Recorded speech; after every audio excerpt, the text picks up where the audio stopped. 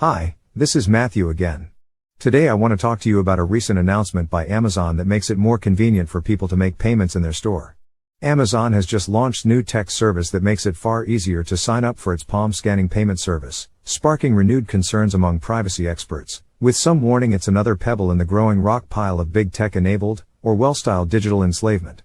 Amazon announced on March 28 that it had just launched a new app that lets first-time users of its Amazon One biometric payment service sign up for it from the comfort of their home, instead of having to do it at a physical store, by taking a photo of a hand and uploading it to Amazon servers. Until today, customers had to visit a physical location to hover their palm over an Amazon One device to sign up for the service, the company said in a press release. Now, they can sign up for Amazon One from home, work, or on the go.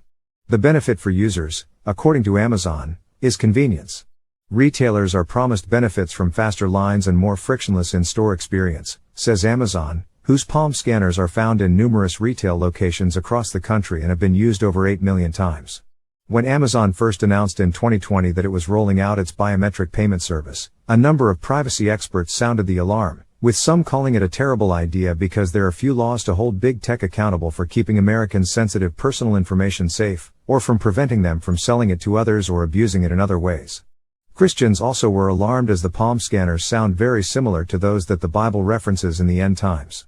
Now, the launch of Amazon's new app that could turbocharge the handing over of biometric data to a company with a history of data leaks and breaches, has drawn fresh criticism. Much of the renewed criticism centers on the idea that Amazon is making it easier to harvest more personal data that could, potentially, be exploited as part of a tech-enabled system of social surveillance and control. Digital Cattle James Lindsay, founder of New Discourses and author of several books, including Race Marxism and Social Injustice, sees the development as fresh evidence of a broader push towards tech-enabled digital enslavement by way of a series of nodes that include central bank digital currencies or CBDCs, universal basic income, also known as UBI, and a China-style social credit system. It is real, he said when asked about the risk of digital enslavement at the hands of a tech-driven constellation of mechanisms that includes China's social credit system, which lets the communist-controlled surveillance state punish and reward people for certain behaviors, and which is being copied in a number of countries. We have not implemented the Chinese system here fully yet, he said. If we had, we wouldn't be having this conversation. Mr. Lindsay offered commentary on the Amazon One app rollout in a post on X, writing that they are pushing the digital slave ID hard and I will not be digital cattle. In a subsequent thread, he expanded on this idea, in which he laid out a case for how evil technocrats overlook people's humanity and see consumers as little more than domesticated animals to be milked for profit or tapped for other uses. I am therefore saying that the technocrats will establish a system where we are as cattle to them, centers of data to be harvested, he wrote in one of the posts. The basic idea he outlined for how a digital cattle system would work effectively is thanks to several pieces. UBI, a social credit system that's tied to financial rewards and punishments, a bonus system that sits on top of UBI that gives extra rewards for excellent social credit, as well as an education system that locks kids in. Mr. Lindsay, who's been a vocal critic of wokeism in education, added that the key to making the system of digital enslavement work is data. The oligarchs need enough information to know what their cattle need to keep functioning, but also tons of information to know how to contour and control them into the ideal subjects and consumers their system needs to sustain itself. Mr. Lindsay said this network of digital mechanisms of social control would be stacked against users, rewarding them in extremely fake and meaningless ways like in video games, while the punishments could be very real. So, you don't fly, you don't travel, you eat bugs and lentils, you turn in your neighbors, you watch propaganda, you take the data harvesting quizzes or play the data harvesting games, etc., and you get special bonus credits above a basic allotment you can sell for perks, he wrote. While Amazon didn't respond to a request for comment on the criticism of its artificial intelligence-powered palm scanning payment service, it said in its announcement that it maintains a high bar for both customer privacy and data security. The company says the images taken via the Amazon One app are encrypted and sent to a secure area on its cloud servers. The photos of users' palms can't be downloaded or saved to a phone, and the mobile app includes additional layers of spoof detection, the company says.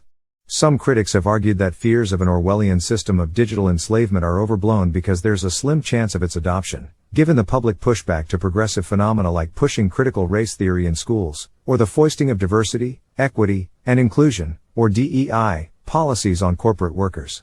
That's the hope, Mr. Lindsay said when asked for comment on the view that the bubble of wokeism is a fleeting excess of modern culture and is already popping.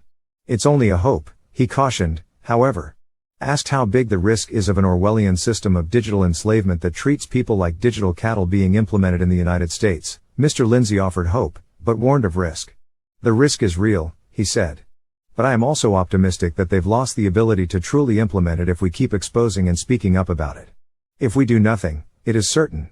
Michael Rechtenwald, a former professor at New York University and a distinguished fellow at Hillsdale College, said that the promise of convenience, the key benefit articulated by Amazon when introducing its new app, is a lure that draws people into arrangements that may not serve their more fundamental interests. The threat of complete digital enslavement will come via offers of convenience and inclusion from the corporate appendages of the state, or what Rechtenwald has called governmentalities like Amazon and Google. Mr. Rechtenwald has authored 12 books, including his latest, The Great Reset and the Struggle for Liberty, Unraveling the Global Agenda. Amazon's palm scanning app is a step in the direction of digital identity. The Bank of International Settlements, or BIS, the Swiss-based financial institution colloquially referred to as the Bank for Central Banks, has stated that a digital identity scheme is a prerequisite for effective CBDCs. The BIS has also admitted that CBDCs allow complete transaction transparency. Hinging access to money on a digital identity inclusive of a complete political profile, one can easily imagine the Orwellian possibilities that this would entail. It represents the closing of the totalitarian circle and the end to privacy and personal freedom. I hope all of you that have watched this video understand the risk of applications like this and how it could be used by our leaders to develop a system to enslave all of us. To learn more about this and other steps being taken by our government and private businesses to move their agenda forward, go to the Nehemiah Reset website at nehemiahreset.org or to our Rumble.com channel to see more videos like this one. The time is rapidly approaching when we will no longer be able to produce videos like this one. Please forward a copy of the link to your friends so that they too can become more aware of what is going on in our society and why this next election is so important. I hope to see you again on another of our videos. In the meantime, I hope you are spending time with the Lord so He can direct your path. Thank you for watching this video from Nehemiah Reset. We hope you found it informative and helpful. Our mission is to assist Christians in developing a biblical worldview as it pertains to relevant cultural issues. We seek to inform Christ's followers, equip them, and mobilize them into action to vote for their biblical values and to actively engage the culture. If you enjoyed this video, please like, share, and subscribe to our Rumble, YouTube and Facebook channels. You can also visit our website at nehemiahreset.org to learn more about our vision, our resources, and our upcoming events. Thank you for your support and God bless you.